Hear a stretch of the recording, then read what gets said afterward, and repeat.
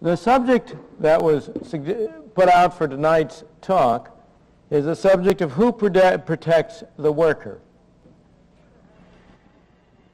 If you were to have a Gallup poll go around and ask people that question, or if someone were to go around and ask people in this audience the question of who protects the worker, I strongly suspect that you would get 1 out of 3 possible answers. Some people would say, oh, of course, it's the unions that protect the worker. Some other people would tend to say, oh, no, it's more important the government that protects the worker. And I suspect most people would say, it's nobody who protects the worker. Now, all 3 answers are under some circumstances correct. But all 3 answers are misleading. Now, unions do protect some workers. Unions protect 2 classes of workers. Those of their members who are employed and the union officials who run the unions. What about government? Here again, government protects some workers, and I've already mentioned some of the measures whereby they do.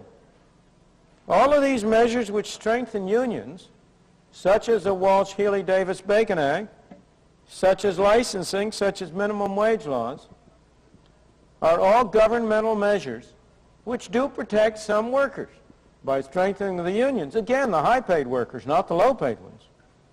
In addition, the government also protects government workers. Workers are protected by employers, not by his own employer, because a man who has only one possible employer has no protection. The employers who protect a worker are the people who would like to hire him, but for whom he doesn't work. The real protection that a worker gets is the existence of more than one possible employer. That's what gives him freedom. That's what enables him to get the full value of his services. It's competition. It's a free market in which you have a diversity of sources of employment, which provides the effective protection to the worker. So in every area, what protects the worker, what protects the employer, what protects the consumer is always the existence of variety and alternatives. And of course, every group in our society that wants to get a privileged position tries to protect itself from competition by others. The workers try to protect themselves from competition from other employees by forming unions, getting government licensure, having arrangements under which they can limit the number of people who can get certain kinds of jobs. Producers try to get protection against competition by having employers' organizations, forming monopolies, cartels, or by getting the government to impose tariffs or restrictions on imports, or to give them special advantages of other kinds. So all of us, we are all of us the same way. We want to avoid competition.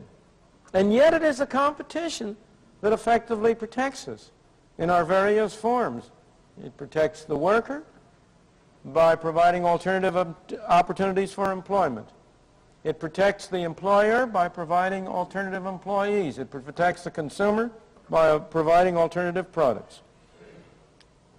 So the conclusion, which I would suggest to you,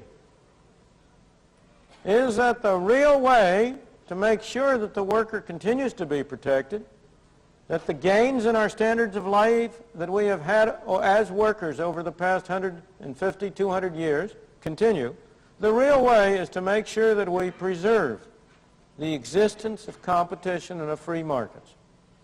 Unions can and do serve many useful purposes, but they also can do great harm if they interfere with competition and freedom of markets. The same is true of organizations of employers.